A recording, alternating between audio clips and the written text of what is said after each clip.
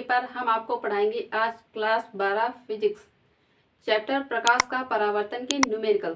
चलिए देखते हैं हम न्यूमेरिकल। आज हम आपको बताएंगे क्वेश्चन नंबर दूसरा, यानी कि दूसरा न्यूमेरिकल बताएंगे। पहले वीडियो में हमने एक न्यूमेरिकल बता दिया है प्रकाश का परावर्तन का, तो आज हम बताएंगे दूसरा न्यूमेरिकल। तो दूसरा न्यूमेरिकल जो किताब में लिखा हुआ है, इसमें दिया हुआ है 4.5 सेंटीमीटर आकार की एक सुई है, यानी जो सुई है उसकी जो लंबाई है वो 4.5 सेंटीमीटर है। 15 सेंटीमीटर फोकस दूरी के एक उत्तल दर्पण से 12 सेंटीमीटर दूर रखी है, यानी कि जो दर्पण है, उत्तल दर्पण है, उसकी फोकस दूरी है वो 15 सेंटीमीटर है, और जो सुई रखी है वो दर्पण से 12 सेंटीमीटर की दूरी पर रखी है। प्रतिबिंब की स्थिति और आवर्धन हमें बताना है कि प्रतिबिंब की स्थिति क्या है और आवर्धन क्या है। तो यहाँ पर हम आपको बताते हैं कि इसमें ये दिया हुआ है कि जो फोकस दूरी है वो फोकस दूरी कितनी है, उत्तल दर्पण की फोकस दूरी हम यहाँ पर सीधा सीधा लिख देते हैं फोकस दूरी। जैसे जैसे क्वेश्चन में दिया हुआ है वैसे वैसे हम लिखते हैं। तो F बराबर हम सबसे पहले लिखते हैं, F बराबर कितना दिया हुआ है 15 सेंटीमीटर, यानी कि जो फोकस दूरी है वो 15 सेंटीमीटर है। अब हमने यहाँ पर प्लस 15 सेंटीमीटर क्यों लिखा, यहाँ पर हमने प्लस 15 सेंटीमीटर क्यों लिखा, क्योंकि जो उत्तल दर्पण में सिर्फ जो दर्पण से जो वस्तु की दूरी होती है वो सिर्फ माइनस में लेते हैं, बाकी सभी दूरियां उत्तल दर्पण में हम प्लस में लेते हैं, इसलिए हम F बराबर 15 सेंटीमीटर हमने लिखा है यहाँ पर। अब यहाँ पर जो सुई रखी हुई है वो दर्पण से 12 सेंटीमीटर की दूरी पर रखी है, यानी कि जो सुई है एक वस्तु है, तो दर्पण से जो वस्तु की दूरी होगी उसे हम U से प्रदर्शित करते हैं। U बराबर क्या हो जाएगा, इसमें -12 सेंटीमीटर हो जाएगा। यहाँ पर हमने -12 सेंटीमीटर लिख दिया क्योंकि दर्पण से जो वस्तु की दूरी हम माइनस में लेते हैं उत्तल दर्पण में, क्योंकि उत्तल दर्पण बना हुआ है, तो हम यहाँ पर हमने -12 सेंटीमीटर लिखा। अब हम जो फार्मूला होता है उत्तल दर्पण का, फार्मूला क्या होता है 1/f बराबर 1/u प्लस 1/v होता है। तो हमें क्वेश्चन में ये दिया हुआ है कि F बराबर क्वेश्चन में दिया हुआ है और U बराबर दिया हुआ है, तो हम V बराबर बहुत आसानी तरीके से निकालेंगे। तो दर्पण यानी उत्तल दर्पण, यानी दर्पण के फार्मूले से, दर्पण के सूत्र से, उत्तल दर्पण का सूत्र क्या होता है, उत्तल दर्पण के सूत्र से, यहाँ पर हम लिख देते हैं उत्तल दर्पण के सूत्र से। ठीक, उत्तल दर्पण के सूत्र से, यहाँ पर उत्तल दर्पण का जो सूत्र होता है यानी फार्मूला होता है वो होता है 1/f बराबर 1/u प्लस 1/v, ये फार्मूला होता है। अब यहाँ पर हम लिखते हैं 1/f, तो f कितना दिया हुआ है क्वेश्चन में 15 सेंटीमीटर दिया हुआ है, तो यहाँ पर हम सीधा सीधा 15 सेंटीमीटर रख देते हैं, यहाँ पर हम रख देते हैं 15 सेंटीमीटर। और फिर उसके बाद 1/u, u कितना दिया हो -12 सेंटीमीटर, तो यहाँ पर हम -12 सेंटीमीटर रख देंगे, प्लस 1/v। फिर उसके बाद हम, अब इसमें दिया हुआ है कि -1 बटा, यानी कि 1 बटा -1 यानी 1 बटा -12। अब इस 1 बटा -12 को हम इधर लाएंगे तो ये माइनस में है, तो इधर आ जाएगा तो प्लस में हो जाएगा, तो यहाँ पर हम लिखते हैं 1/15 प्लस 1/12 बराबर, अब इधर क्या बचेगा 1/v बचेगा। फिर उसके बाद इसको हम सॉल्व कर लेते हैं, इसको यहाँ पर हम सॉल्व कर देते हैं ये। तो इसमें जो 15 और 12 यानी इसका एलसीएम क्या होगा 60 हो जाएगा, इसका एलसीएम हम यहाँ पर लिख देते हैं 60। फिर उसके बाद हम 15 और 60 का जब हम भाग करेंगे तो कितना आ जाएगा 4 आ जाएगा, प्लस फिर उसके बाद 12 का जब हम 60 में भाग करेंगे तो कितना आ जाएगा भागफल 5 आएगा, और 5 का जब हम 1 से गुणा करेंगे तो 5 ही होगा, और बराबर 1/v। इसको जब हम जोड़ेंगे तो यहाँ पर 9/60 होगा, 9 बटा यहाँ पर 60 हो जाएगा, बराबर 1/v हो जाएगा। फिर उसके बाद अगर हम v बराबर निकालते हैं तो v बराबर इसका उल्टा हो जाएगा, यानी कि 60/9 हो जाएगा।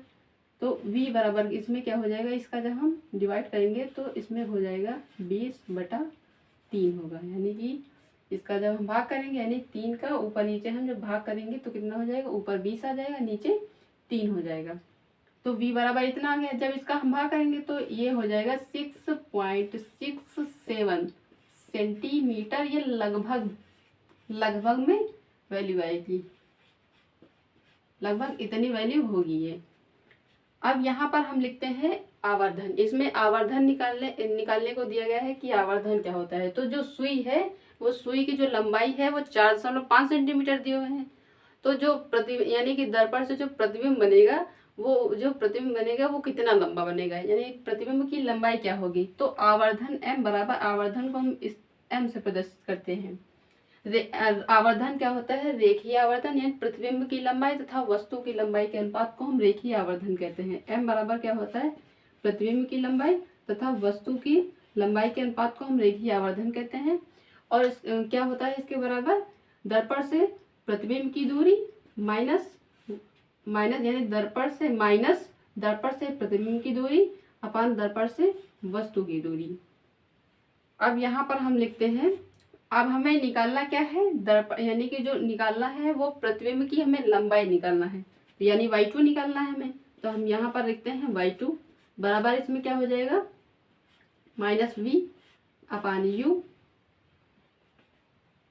और इसमें हो जाएगा ये y1, इसमें इधर भाग में है, इधर क्या हो जाएगा, गुणा में हो जाएगा, तो यहाँ पर y1 होगा। फिर यहाँ पर हम लिखते हैं y2, यहाँ पर आगे हम लिख देते हैं यहाँ पर, तो इसमें क्या हो जाएगा y2, यानी कि अब हम निकाल रहे हैं, क्या निकाल रहे हैं, प्रतिबिंब की लंबाई। यहाँ पर हम लिख देते हैं प्रतिबिंब की लंबाई।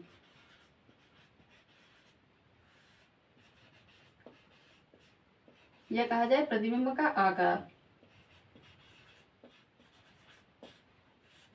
प्रतिबिंब की लंबाई y2 बराबर क्या हो जाएगा, -v/u इंटू y1, यानी कि वस्तु की लंबाई। तो यहाँ पर हम y2 बराबर -v, यानी कि v क्या है, यानी कि जो दर्पण से जो वस्तु की दूरी, दर्पण से जो प्रतिबिंब की दूरी, दर्पण से जो प्रतिबिंब की दूरी कितनी है, कितनी के लिए थी, 20/3, यानी 20/3 हम रख देते हैं, पॉइंट में नहीं रखेंगे। तो यहाँ पर हम रख देते हैं 20/3, क्या रख देते हैं, 20/3।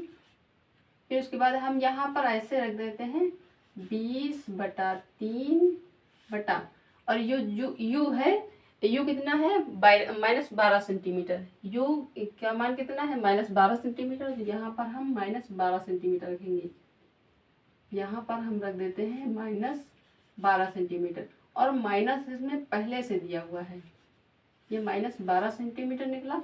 और यहाँ पर हम y1 की वैल्यू, यानी कि जो सुई है वो सुई कितनी लंबी थी, जो सुई की लंबाई है वो 4.5 सेंटीमीटर है। तो यहाँ पर y2 बराबर हो जाएगा -20। अब ये माइनस क्या हो जाएगा, प्लस हो जाएगा, तो यहाँ पर हम माइनस अब नहीं रखेंगे, तो यहाँ पर हो जाएगा 20/3।